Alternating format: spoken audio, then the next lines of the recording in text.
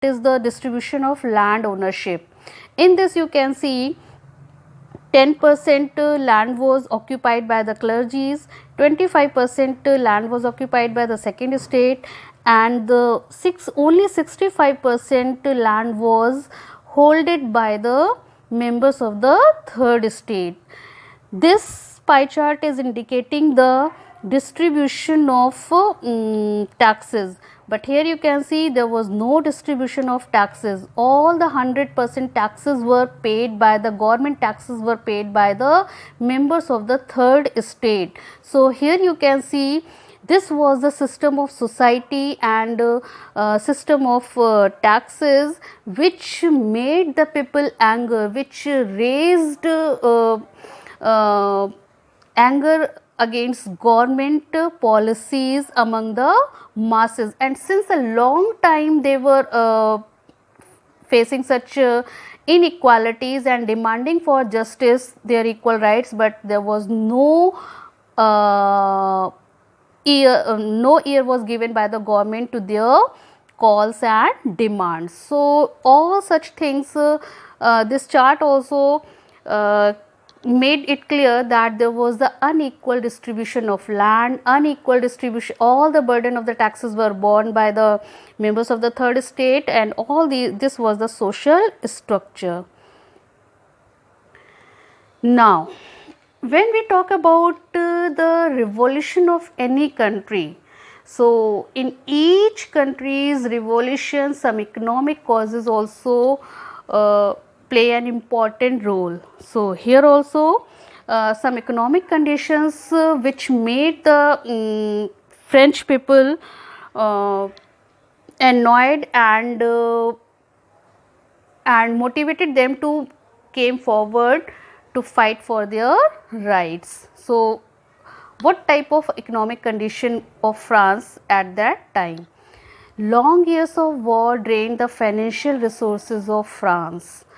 Yes, long years of war. These long years war were fought by Louis XVI's fathers and grandfather, in which a lot of financial resource was destroyed, was wasted. Second, when Louis XVI came on the throne, the royal treasury was empty.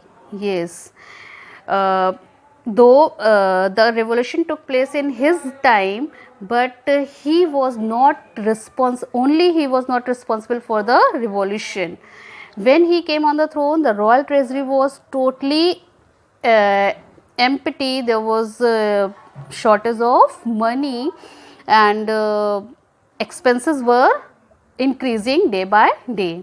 The third reason is Louis XVI helped the 13 colonies of America to get independence from Britain, which burdened France with billion livres debt. Yes, during his time, Louis XVI also made effort to extend the boundaries of his empire, and he helped American colonies which were under the colonial rule of Britain to get independence from Britain. And in this this help burdened the France, means he borrowed the money, and this fell the France into a debt with billion livres. Livres, actually it was a currency of France at that time.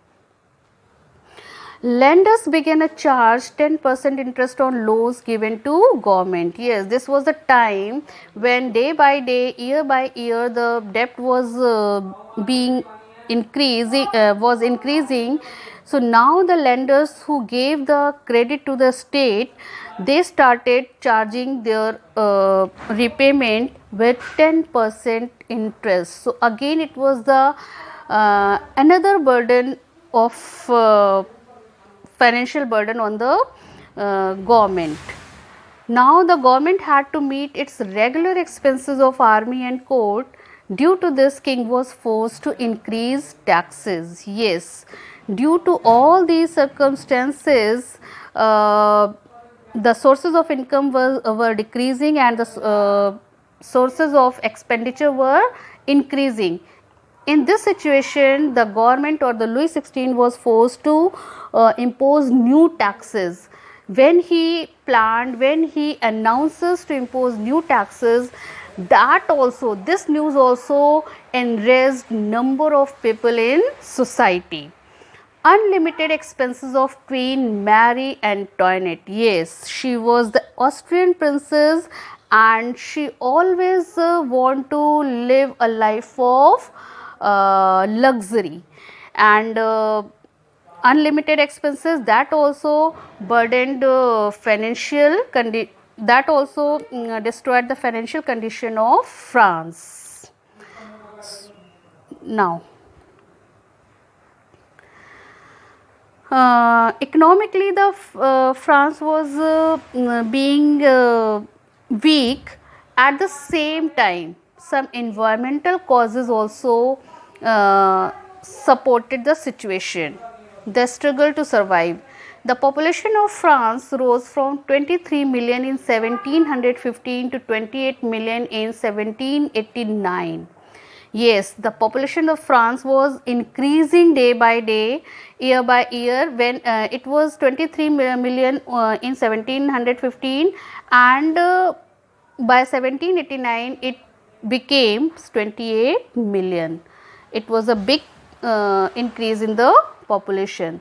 This led to a rapid increase in food grains. As the population was increasing, accordingly the demand for the food grains was also increasing. Production of grains could not increase as demanded, so the prices of bread rose high. Yes, as the population was increasing, in the same pace the production was not increasing because there were no the efforts were not made by the government to increase the food grains. Day by day the production of grains was being decreased and demand for the bread was increasing. So during